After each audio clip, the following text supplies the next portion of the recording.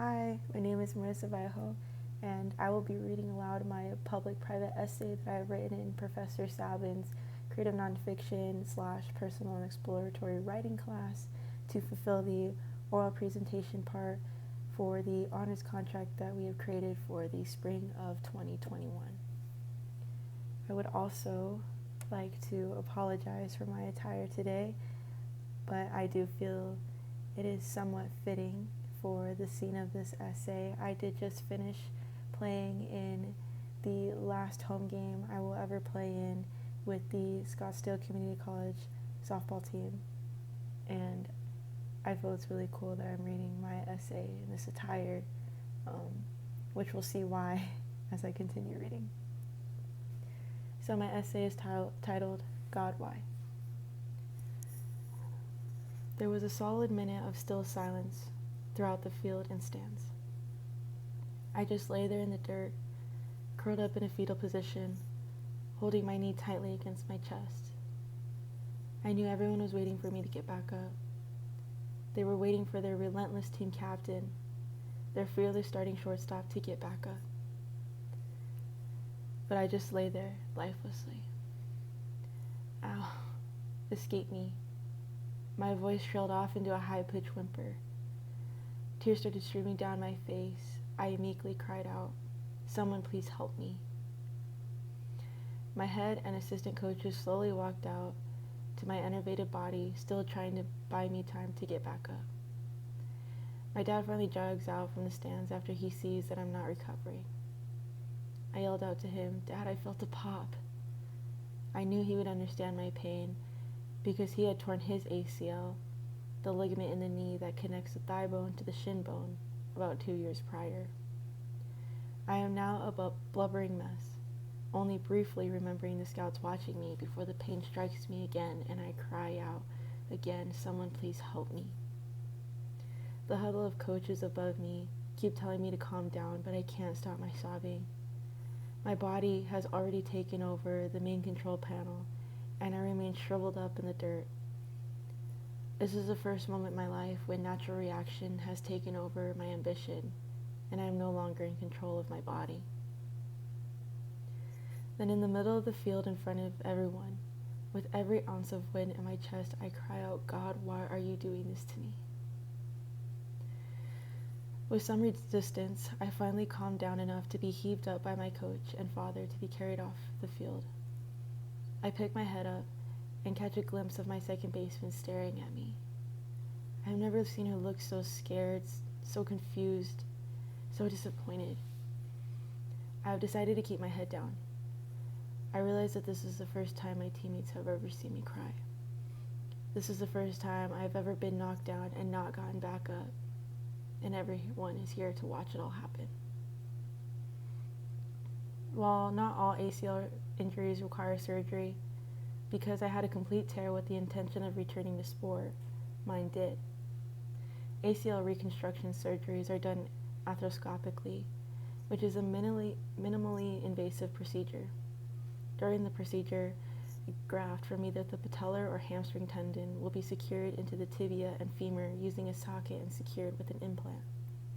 The procedure is then followed by a 6-month recovery period where the patient will participate in regular physical therapy appointments to regain strength, flexibility, and mobility to at least a 90% functionality rate. God, why are you doing this to me? God, why aren't you helping me get better? God, why did you tear my ACL in the first place? This became the anthem of my life for the next few years following the injury. Before tearing my ACL, I was the fearless all-star team captain of my club team that was bound to play at Arizona State, Texas Tech, or some other big university with a top softball program. I was destined to be an all-star. 15-year-old me had made this God's vision for me when I decided that playing college softball was my dream. When I tore my ACL, I just saw it as God's way of spicing up my journey. Every great athlete needs a great story, right? So, I created the narrative of my recovery that would serve as a supporting detail to my future antidote. I tear my ACL, get surgery, and develop at a JUCO.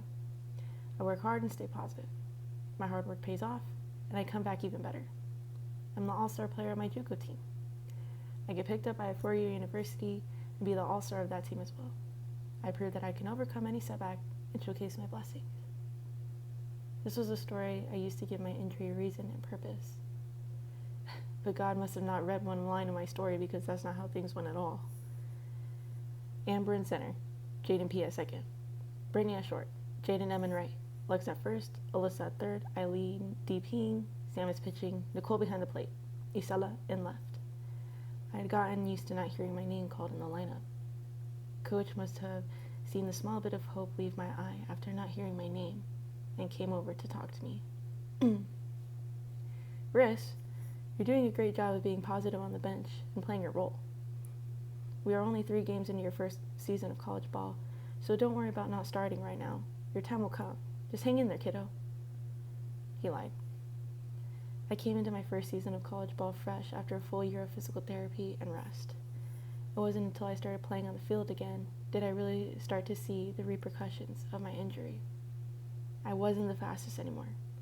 I wasn't as agile. My swing was imbalanced. My timing was off. I couldn't read the ball as well anymore.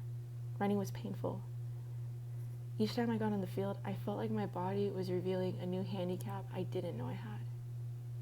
I also developed a bad mental block, where I became fearful of every sharp turn and quick stop I had to make. Every pop, ache, and bruise would resound the pain alarms in my head and remind me of that dual pop I felt in my leg when my ACL snapped. I did manage to athletically develop and get better throughout the year, but unfortunately, my raw start in the beginning of season predetermined my permanent spot on the bench in my coach's mind. In order to give myself the opportunity to see playing time again, I decided that it was best to transfer to another team for my next year in JUCO. This decision, however, caused me to make some difficult trades. Besides being on the softball team, I was also playing in the college's band and orchestra groups on a music scholarship, and I started a Christian club with some amazing people. So while transferring meant leaving behind my unserving coach, it also meant leaving behind all the wonderful things I was a part of and people I met. My injury now was not only affecting my sports, but involving itself into my other passions. God, why aren't you helping me get better? Why are you doing this to me? God, why did you tear my ACL? I thought God was finally giving me my comeback when I saw how promising my start was on my new team. I quickly earned my spot as one of the fastest and hardest throwing girls, and this coach saw my potential. Things were finally going according to plan. However, this was a short-lived week that was ended by the tearing of my second ACL in a pickup game with my old club team. God, why are you doing this to me? In the study done by Sayo Bain McArdle, PhD on the psychological effects of ACL and MCL reconstructive surgeries, it was found that athletes' trauma from their injuries are commonly linked to anger, depression, PTSD, and anxiety. And I was experiencing depression to the fullest extent. I became numb. I did not care about much of anything. At this point, I was just trying to survive the gloom in my head. I did not have the energy to pretend I hoped in a God who I felt did not care about me. And so I let go of my faith. God, why are you doing this to me? Became just, why? But then I found it. Simply and artlessly, I found it on the field. The team had just finished hosting a fundamental camp, and we're now about to take some light reps on the field for fun. I just hit the 4th month in my recovery where I am cleared to slowly start participating in sports-related activities. I stand next to my coach, and I'm ready to serve as a catcher for when the girls throw their balls in. He turns to me, however, and says, "Get out there." I turn and look at him to see if he was playing another one of his cruel jokes on me where he gives my hopes up for no reason. But his face was blank and serious. He nodded his head towards the field as if to dismiss me. Full of energy and excitement, I scurry out on the field as fast as my puffy knee would let me. I hop into my stance in the shortstop zone. Coach loads up to hit me a ball, but then hesitates. He breaks his focus off from the ball in his hand to instead look at me. We lock eyes, and in a stern and clear voice he yells, Go slow. I nod my head to show I understand. He hits the ball. It's coming faster than I expected. Coach never babied me through this recovery, and he wasn't going to start now. It slightly tails up the middle towards second base, so I have to move my feet. Go slow, go slow. Coach's words are continuously ringing through my head. My teammates are watching in anticipation to see if I'll bobble my first ball back. I can feel their eyes, but I remember that they don't matter. I have nothing to prove to them. Staying low in my stance, I step with my left foot out, take 2 steps towards second, and open up my glove to forehand the ball. I'm moving about 50% speed, and I'm consciously controlling my lower body's movements. The ball rolls nicely into the pocket of my glove. I just fielded my first ball back from surgery. I continue to take reps and make plays, and I stay thinking slow and controlled, nothing to prove, slow and controlled, nothing to prove. It's as if this new thought process pushed out any space I had for the old narrative I had created for myself. In this moment, I let go of my certainty and a comeback. I had to work with the body I had and stay present. Figuring out the past was not going to help me field the ball coming at me now. And with that realization, I finally accepted that I will never get a definite answer as to why, and that's okay. I had to let go of figuring out my past in order to move forward. I carry this mentality with me still to this day. I let my body perform to the best of its ability on the field. I'm not the fastest on the team or the most agile or even the strongest.